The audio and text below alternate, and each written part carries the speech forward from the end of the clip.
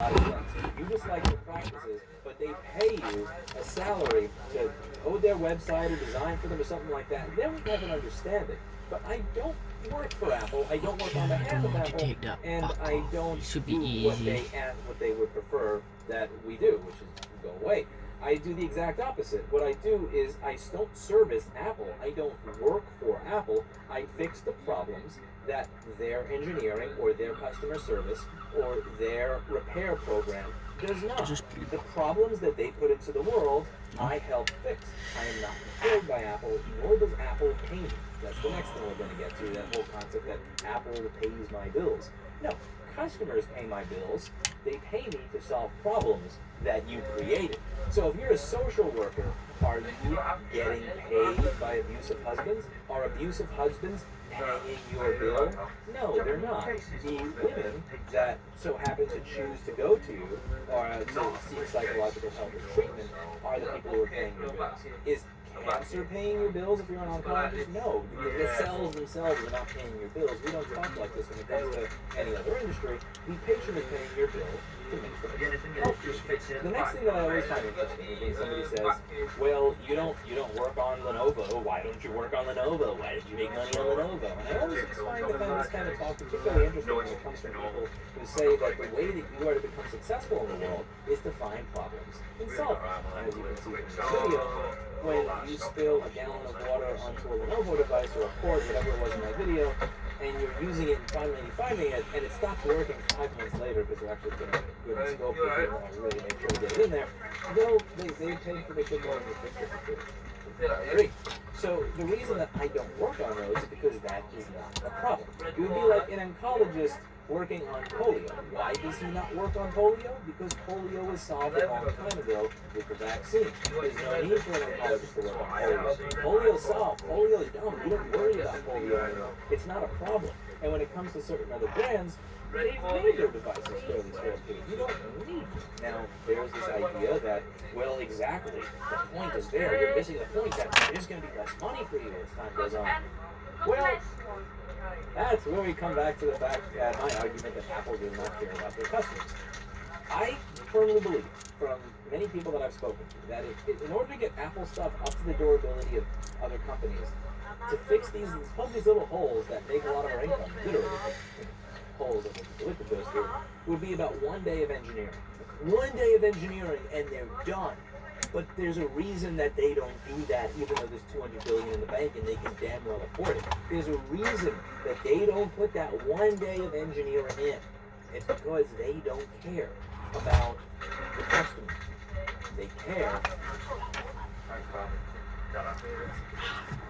And the very thing that is Apple's self-interest in this case, sadly, just so happens to be that of the repair businesses that work on their products. If their products are disposable, that is what is going to create a market for solving the problems created by engineering a disposable, crappy device. Now, the next thing that I found particularly interesting is the idea that any of the skills that you have are not necessarily transferable, but also this concept that you can't really evolve as you go or branch out as you go. So, I mean, there's mention, I remember Eli mentioning how there was a place he had, it was going great all the way up until it wasn't, and there were many things that he did that I don't do. Enterprise build-outs and things that I just don't put time and effort into even advertising and marketing, since there's so many companies that do that have been around for probably longer than I've been born. So, we don't do that. But for the stuff that we do, if you're working on machines, and if it doesn't turn on, and it's not the DCM board, and it's not something connected to the board, you just say, chuck it, that's going to be a less popular model than actually figuring out what's wrong with the board and fixing it. If your idea of data recovery is plugging it into a computer, running a little piece of software, and if that software doesn't work, sending it off to drive savers, that's going to make you less money than if you have a place like this, or even if a drive is clicking and the platter's not moving and it's destroyed, we will get the data off of it. Yeah, there's a reason that there's just a little bit more faith I have in the profitability or the soft landing I would have it if I were to hit a wall than there would be for the business that only offers those base level services. And to my knowledge, I haven't seen Eli doing oh, the drive clicks, let me swap heads, let me do platter swap, let me figure out this firmware issue, or let me fix this board that's having this. It's not something that I believe was offered based on the data recovery videos and stuff. That he's done. So when you have that as a base, would I have to let go a few people if Apple's machines actually started being a little bit more durable? Probably. We're at a point where we're likely looking to hire more people because we have more drives than Steve can service. Steve shows up hours early, he stays late, he shows up on weekends to do the drive queue, and That's the clean one, that's why. This is something that appears to be growing. Now the third thing is this idea that, well, why do you tell people not to buy Apple products if the problems that Apple creates are the problems that you fix? Why would you do that? Either A, you don't think that they're that bad, or B, you're being dumb. And I don't think that. I mean, what kind of ego would I have to believe that people are actually going to listen to me? For example, our site says, I've told many people, I think you should back up all your data. As Roy Hendrickson told me, if your stuff is not in 3 places, it doesn't exist. Roy Hendrickson always used to say about sessions, whether it was in the Studer 800 tape era or the Pro Tools era or anything like that, if your data is not on 3 different sets of tape, 3 different hard drives, whatever, it doesn't exist. Consider it non-existent. And this is smart. This is something that I tell people every single day. Do you think people are actually going to listen to me and back up their data? No, they're not. They're not going to listen to me. If I suggest after a Cirque du Soleil show that, if life were that easy and people just simply listened to me because I made suggestions, then maybe after a Cirque du Soleil show I'd be able to get a date with Ruby Lewis. But this is not the way the world works. I don't just say things and people listen to me. Hey, I've made a video where I showcase my reasons as to why I think Apple products are less durable and have more design flaws that are basic, intrinsic in nature that don't belong in a $2,000 machine compared to almost every other manufacturer. Granted, other manufacturers have their flaws as well. We'll get to that later. But here's my evidence. Here's my argument. Nobody actually listens. You're gonna buy it anyway. I've said it in many of my videos. You're probably going to buy it anyway. They tell you that you probably type it on the keyboard wrong. You're probably going to buy it anyway. They tell you you're holding the phone wrong. You're probably going to buy it anyway. I know what my place in the world is. People don't simply listen to me because I make a statement. They do what it is they want to do. It doesn't matter if I have 1 million subscribers. And one of my most viewed videos is the horrible truth about the bad engineering of Apple products, citing for over 11 years every single engineering fail that most of those were not present in other manufacturers. It doesn't matter if I show that they're unable to make a machine where you can even open and close it in 2017. People will buy it anyway. And it doesn't matter how many times I tell them, hey, maybe you should suggest to Apple that they make a machine that you could actually effing open and close and not deny people warranty service for 2 or 3 years for your own design flaw. They're not going to do that. They're not going to hold them accountable. They're going to buy it anyway. And whataboutism being one of our favorite things, whether it comes to politics, social discussion, or even just technology issues, people will often say, what about that company? What about this model was a failure? When every other company screws something up, when any other company messes up in a big way, we crap on them for it. We make sure that HP remembers the DV9000. We make sure that Lenovo remembers Superfish. But people don't seem to hold Apple accountable or even say, it's crappy they did that. I'm not going to buy another iPhone. Screw you and your boards that bend and touch ICs that come off of the board. Screw you for audio chips that just make their way off the board. Screw you for baseband failures you didn't cover for the first 2 years that people were having. People will buy it anyway. That's the criticism. It's considered a top-tier product. When it has the same problems as the cheap pile of junk, people get less mad at Apple when they charge $2,000 for the junk than they do with a company producing the $3,000. He's only in on Saturdays. It just is mind-blowing to me and something I don't understand. Now, the next thing that I'd like to get to here is this whole idea of transferable skills, and also the idea that somebody else is paying your bill. So one of the things that is interesting to me is when people say that Apple is the reason that you make money. Apple is the reason. Well, and the reason that I bring this up is because we are moving into this time where a lot of people are being displaced from their jobs. Whether we're talking about manufacturing, older technology jobs, for stuff like the people that actually worked on analog PDX systems and stuff, or whether we're talking about coal miners, anything like that. When it comes to old jobs, this idea that the coal is what made you the money, that analog PBX is what made you your money, or that specific manufacturing plant is what made you your money. And in my case, well, Apple is what's making you money. I push back against this fervently because I think it's sending the wrong message to people that need to hear the message that that's not what's making them the money. Their brain is making them the money. Cancer is not making the oncologist money.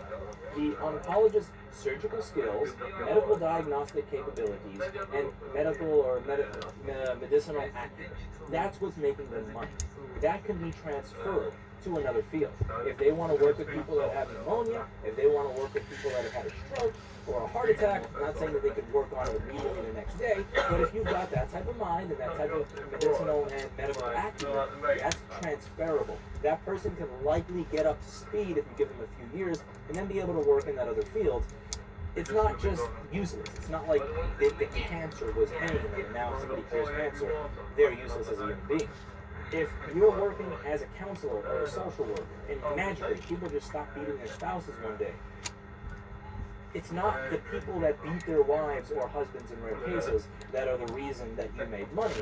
You made money because you have the ability to connect with an individual and work with them on the things that are causing them problems in life. Understand their emotional state, understand their social state, understand where they're coming from, and then work with them to create solutions in their life.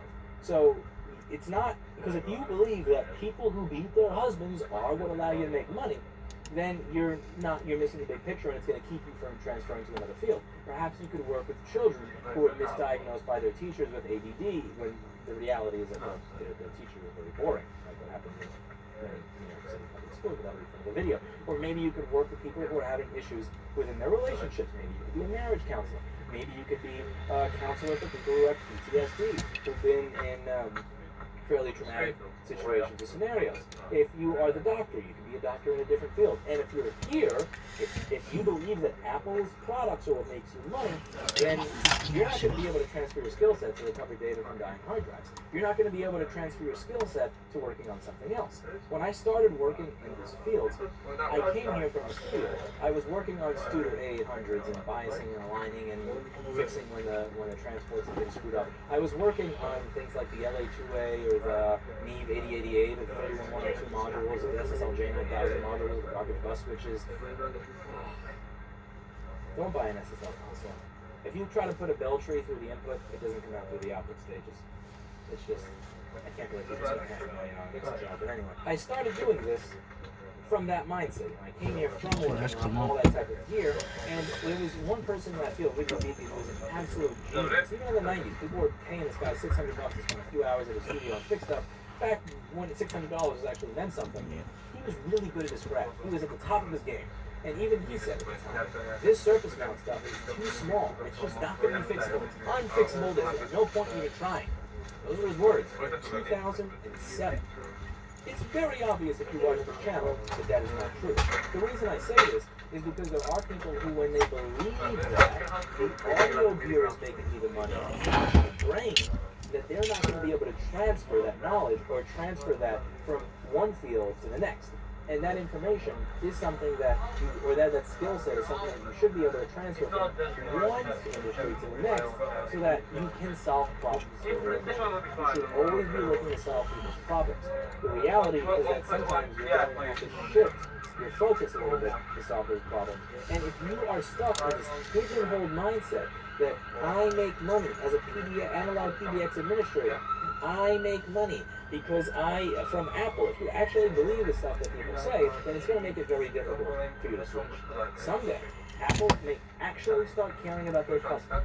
I doubt it's going to happen in my lifetime. If it does, by the time my hair is completely gray, and they start designing things where you actually can open the laptop and close it in 2017 without it dying for no reason. If they start designing stuff with a 52-volt data finish, right next to the 1.7-volt data line, if they start designing things that are actually liquid resistant in some way, like IBM did back 15 effing years ago, you take that skill set and you transfer it. If you believe your money's being made because of Apple, you don't. You sit home, you probably get wasted all day and you fail at life. But if you believe that it's not the apple that did it, it's your ingenuity, it's your ability to continue moving forward, it's your ability, it's your gut when you believe that it's worth doing something. It is your intelligence when it comes to figuring something out. It is your fortitude when there are a bunch of walls placed in front of you to just say, I'm going to continue moving through them. If it's your social acumen when it comes to dealing with customers in a manner that actually makes them want to do business with you, if it's your ability to understand how to respond to people in a manner where they feel like it's their best friend that takes them Yeah, in reality, it's just a candy manual. If you're able to do that, then you may be able to transfer those Unlock. It'll be tomorrow in about 25 pounds. Maybe you're working at a company that does online sales and you need to come up with a way to do customer service much more efficiently when they ramp up. Maybe you're working at a new retail place. Many of the skills that are required to do the very thing that I do is something that is transferable to other places. And frankly, I think it's important if you are in this type of business and you want to stay in this type of business and you don't want to hit a wall at Mach 3, that you take a long, hard look at what it is you're doing and how viable what you're doing is. Okay, so If you're that's doing the service phone stuff, charging if you're barely at the point of replacing a DC jack on a board, yes, or if you're it's not plugging a gonna hard charge drive in down. with your little USB to say the thing, running a little piece of $300 software and calling it a day if you don't get the data, then you're gonna hit the wall at Mach 3 and go down. Because if this thing, this specific thing that's making you money stops making you money, then you're screwed. But if you have that more type of advanced skill set, then you can apply it to something else. And that is part of what we're building here. We could be at the point tomorrow where there is not a single MacBook repair that's worth doing, and there'd still be a purpose for at least 4 to 6 people to still be here doing everything else that we do. And that's what's important to build when you're building a business. This whole entire concept that if you dislike the problem that a company is creating within the world, that you should not try to fix that problem because you don't like the company creating it. I mean, really? Just imagine, any other area of the world, imagine that you live in a town where some butane or some gas went into the air because a coke pipeline opened up they didn't maintain properly, or a pipeline exploded into a nearby lake or river. And you start fixing it up, and you start, working there and trying to minimize the damage that the spill is caused, try to get some of that junk out of the river, try to help the areas where the animals and the fish are in that area. You put a lot of effort into trying to rebuild that area, and somebody just walks up to you and says, it doesn't seem like you like Coke Industries. You're working on a screw-up that was created by Coke Industries. That doesn't make sense. That's dumb. You don't like Coke Industries, and you're working on the problems created by Coke Industries. Imagine if you were there actually trying to clean up the areas that were polluted by a mess, and somebody walked over and said something to you that was that profoundly fucking stupid. It never happens. But for some reason, it's a statement that is made regularly when it comes to this industry. And it is ignorant. It is dumb. It is as good a detector of IQ below room temperature as when someone types out in the YouTube comments, Y-O-U-R, an idiot. And if you genuinely in your head believe that this analog PDX is why I make my money, or this security camera install is why I make my money, or that working on the Apple motherboard is how I make my money, then you're not going to be ready for the next field. You're not going to be ready for the next phase, and you are going to hit that wall at Mach 3, and you are going to fail, because you're going to be in a situation where your skill set is not transferable. And it's always important when you're looking at how your skill set is transferable, which means giving yourself a little bit of credit. Home button is not clicking. Power button. We'll have to have a look at it, but it'll be a tomorrow job.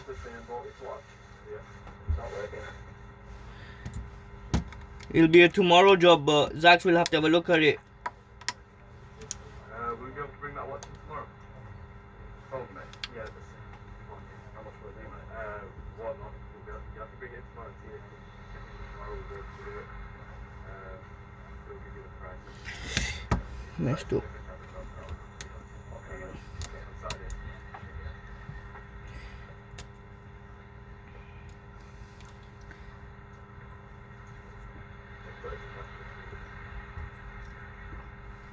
Let's take that one off.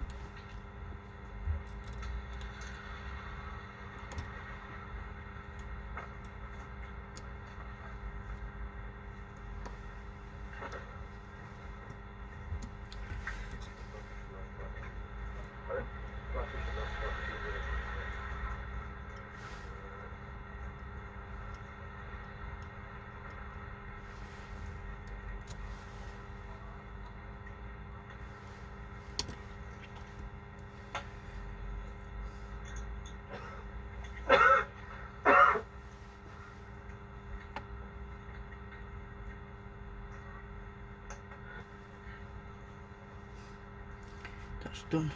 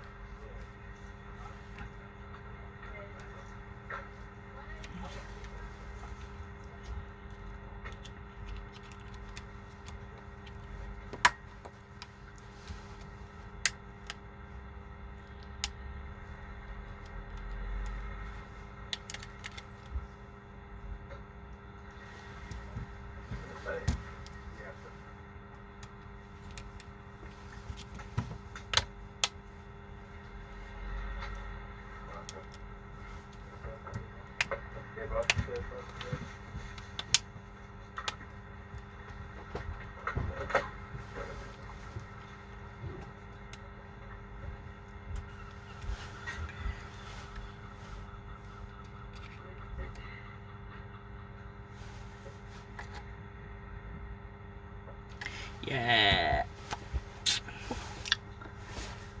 To build, whether it's your social skills, whether it's your fortitude, whether it's your guts, whether it's your brain, whether it's your ability to relate to people, whatever skill sets that you build to be good at the job that you're doing right now, that's something that you can transfer to another.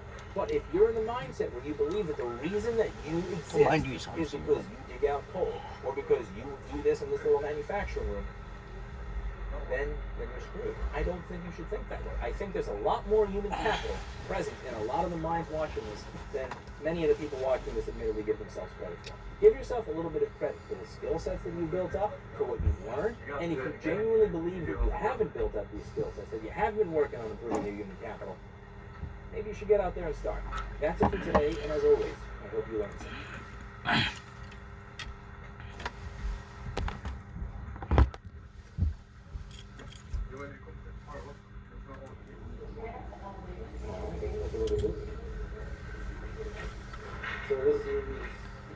Come on, fucker.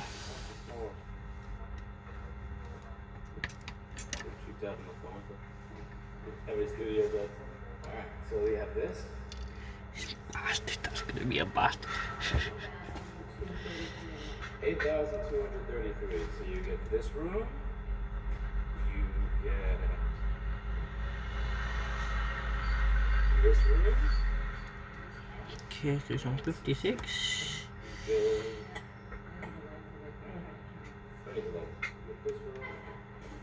Okay. Same temperature to home. Oh, it's charging. 75 amps, 56%. I wasn't doing that before. Not all dirt and closing inside, that's green inside there.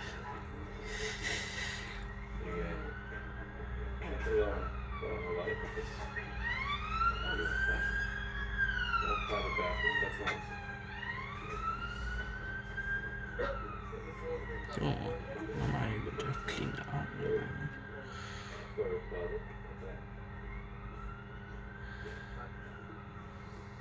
You said this one was 8,000. 8,233.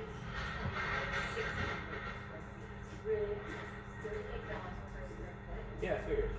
I was expecting this building to be cheap because it was, they bought this building for $8 million like 15 years ago. It's literally, I don't know why it's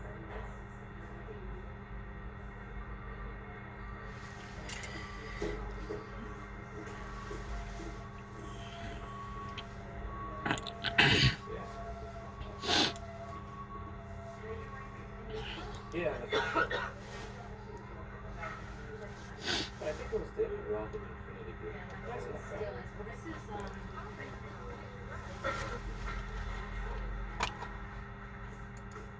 Tonight, I want to talk about the one sport Indians dominate.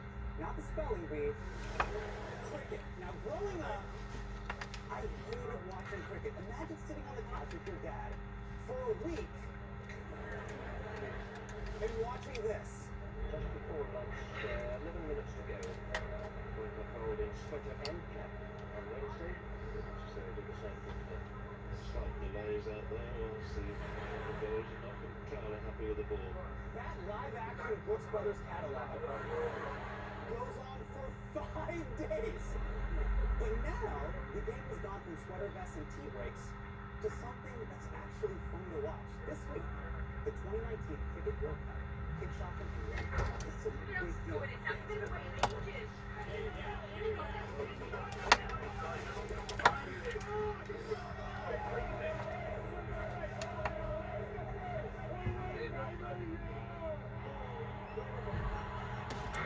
Okay, that guy who looks like Little Richard fucking Minion perfectly captures Cricket Mania. Now, just look at that. Temperature too low. India and Pakistan played each other in the World Cup. Over 1 billion people tuned in. In terms of viewers, that's 9 Super Bowls, 52 Game of Thrones finales, or 1 billion Murphy Brown reboots. Nobody watched Murphy Brown, I'm sorry. And yet when Americans hear the word cricket, they think of the cola and the dairy cream you get if you want to start selling cocaine. But cricket is so much more than you think. Cricket can be used for international diplomacy. Cricket diplomacy. Put my music up, I need to put 3 songs on an MP3 player and give someone that can play the wedding. We've got a USB-C. They bring it to the computer. No, that's it. It needs to be the MP3 player. It's like they don't sell them anywhere anymore. It's like technology's gone off. But that's it. But now, so what are you supposed to do? You're gifting it to someone. I meant to give them my phone and walk away for the weekend. It's ridiculous. The technology is actually going backwards. I cash it. You want to do it? I no, they've not either. Cheers, bud. I've been problems with this. When they try and read me emails, it comes up with that. They can't get to us. Press that. It says it's already installed. That's incredible. Even American politicians recognize cricket's international importance. We are searching for a model of how to meet tough international challenges with skill. We need only look to the Afghan national cricket. Afghanistan did not even have a cricket team a decade ago. And last month, the team made it to the World 20 Championships. You know what's weird? She gave that exact same speech at Goldman Sachs for $200,000. Bankers love cricket too. Cricket is a global sport with the potential to unite nations. But here's what's frustrating. In 2020, cricket is becoming less inclusive because of corruption and greed. And no country is more to blame than India. India has become so dominant, it is stifling the growth of international cricket, which is odd. Because the goal was originally about expansion. The game was spread by the British Empire, the world's first sandbox. They took cricket everywhere. India, Sri Lanka, the West Indies. They even spread cricket to prison. Yes, England straight up built a continent-sized jail and called it Australia. They took cricket to Canada, even the American colonies. America used to play cricket, but then the United States was like, fuck your sport, fuck your team, fuck your pronunciation of the word courtesy, aluminum, and take us off and say, world cheerio. And then, Americans took their slaves and created baseball. The empire spread cricket all over the world, and they used cricket as a way to export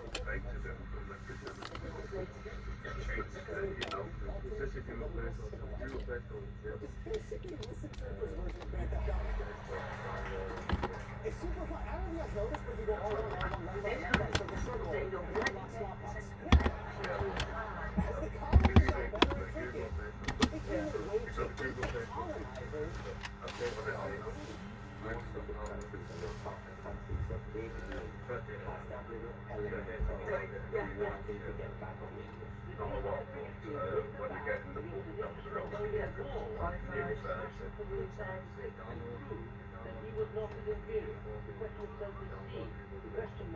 Yeah, in India, a brown babe, a brown dog, who could measure out her wife. I love that.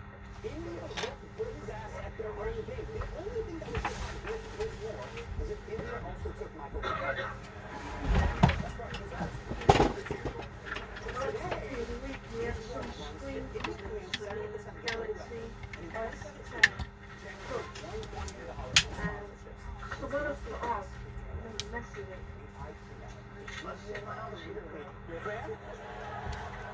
There's just like one random Indian dude like, fuck Yeah, yeah, mess that up. this is my episode. Last week we did NRA, now we're doing cricket. Meanwhile, like there's 200 other people like, what the fuck is going on?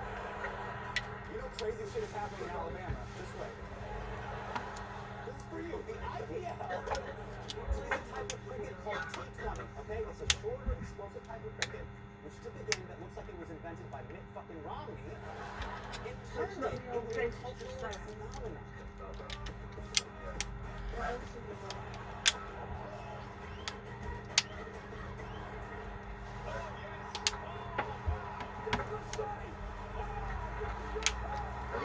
Put on myself. The Muscle Man is back, baby! I think he just lives at the stadium. IPL cricket has so many viewers in India. It can sell everything from soda, cars, even condoms, which is not something Indians are known for using.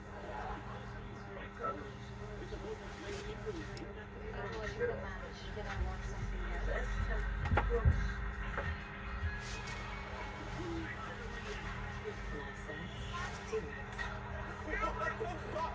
Wait, let's break this down. He handed her the remote with his erection through the fabric of his choice. How did the director direct this? He's like, listen to me, Vinay.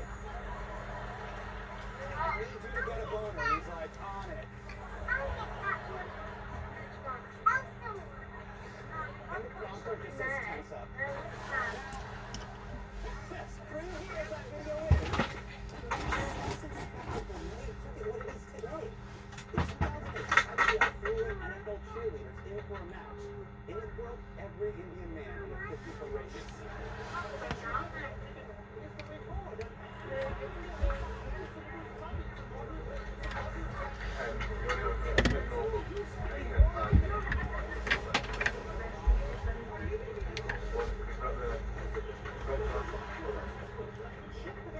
Yeah, I think so. Okay, wait, this dude is talking about bringing sexuality to cricket like it's the solution to global warming.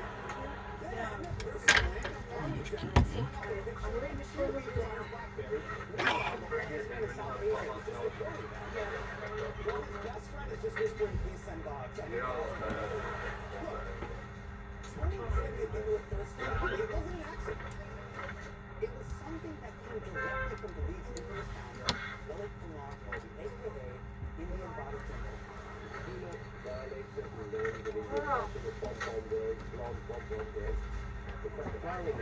Pick one.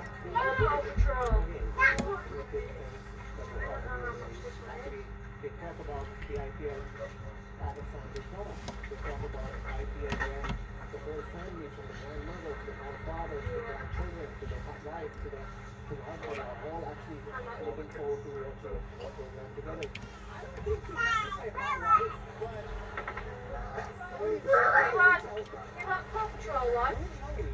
Started the IPL in 2008 with an initial investment of $25 million. 2 years later, the IPL was worth $4.9 Wait there. Need a bag. Go and show me what bag outside. and he paid the best players in the world to come together. Everyone was giving Lalit props. Most innovative business leader of India is Lalit Modi. Penguin backpack. Penguin rucksack. Sorry, man, I'm sorry.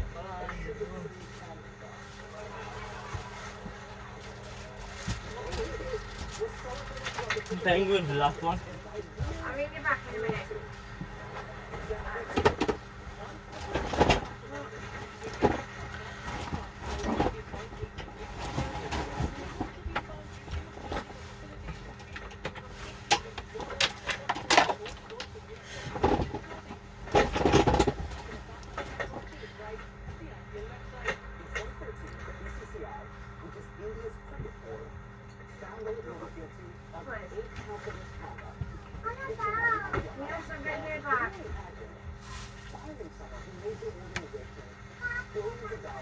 because they're egomaniacs? Well, I'm asking you. Facebook, Tesla, Twitter, imagine it. Please. Nobody has the courage to radically facing them in court. He left India and started showing up on cable news like 20 minutes before Facebook.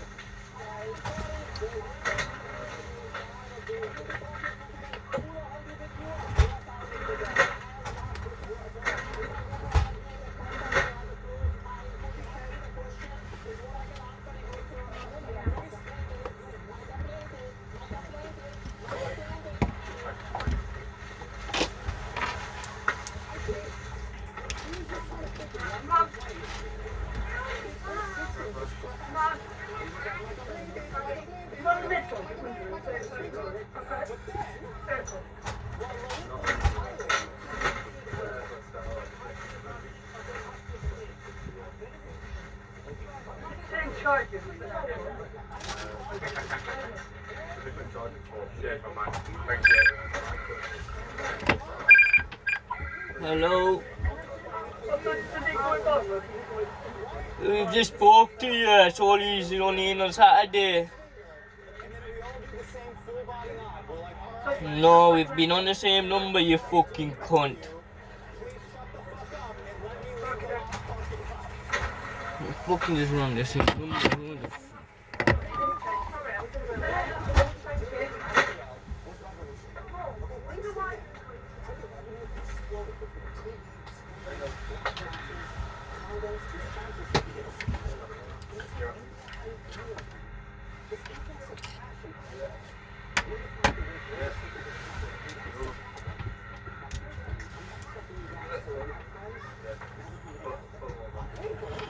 Who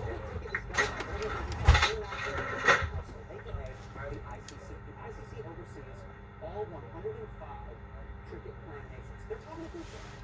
Indian cricket is governed by the Board of Control for Cricket, aka the BCCI, okay? And they are, and I mean this nicely, gigantic assholes. In theory, the ICC oversees the BCCI to international level. But thanks to Indian cricket, the BCCI makes so much money and commands so much viewership.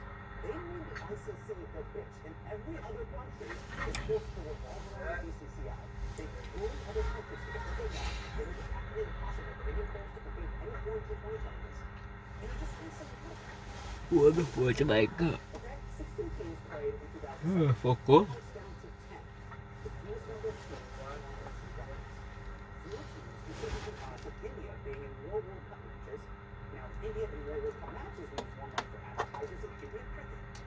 So the BCCI is constantly just throwing their weight around. Charging 57. It's not saying no temperature now. I think it just needs to be screwed all in. Just give it that.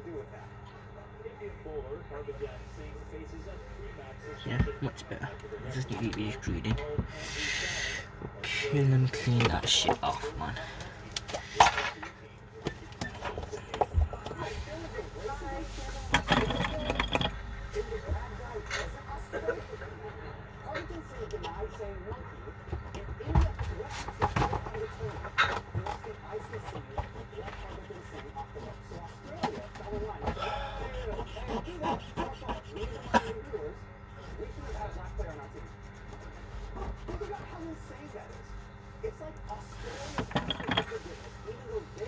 What have we done upstairs?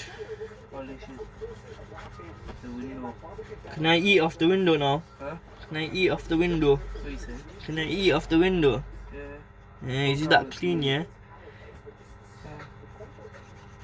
You wanna eat off the window? Yeah. Right. When you make a mess and just clean it up. I'll clean that one, but it's clean enough for me to eat off it, yeah? Yeah. But I don't think you bought it. You never know. This took the piss, man. Normally it shouldn't take me that long. I just kept going with temperature too low. I can't charge, but I think everything had to be screwed in.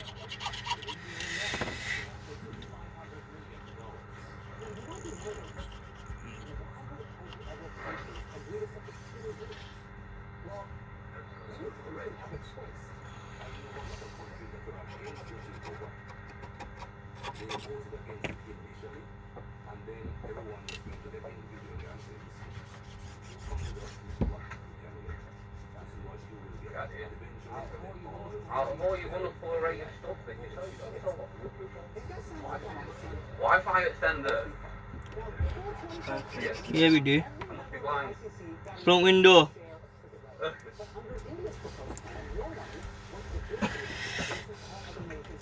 This is the awkward bit, is putting this fucking button in and then putting this down. Did that forward then when you put petrol in it? Huh? No, it didn't work. I didn't solve it, so I had to change the charging port.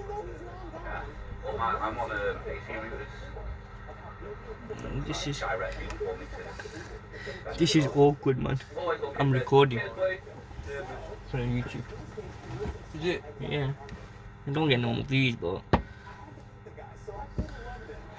you never know, you might hit one view. But this won't get a view because of the fucking thing. It's too long. People do this and speed the video up in it when they do things like this.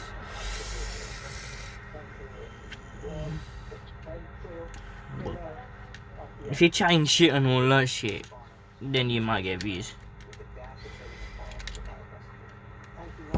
How the hell do you put this in and then put this back glass on? But I need to glue it as well.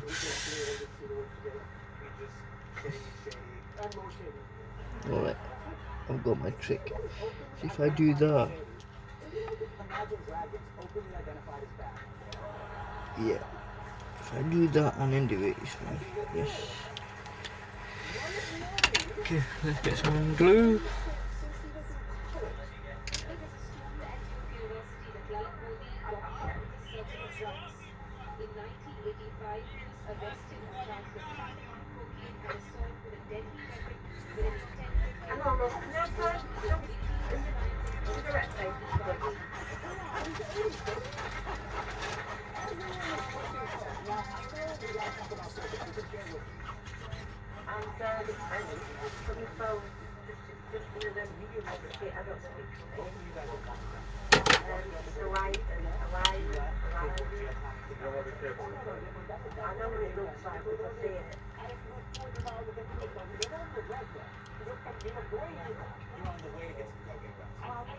I'll leave it and I'll go get my phone and that'll be best for me. Yeah. Thank you. I'll get my phone and I'll read it.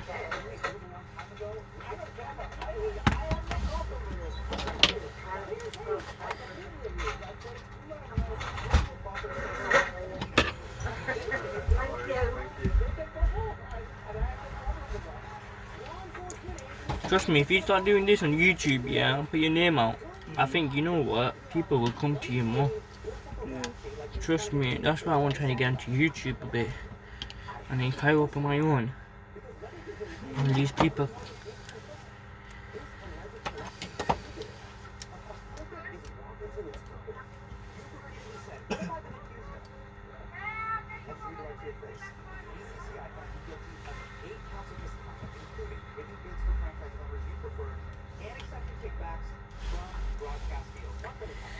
Double check it. It's working fine. Bob's, you know, I love it when I solve a problem.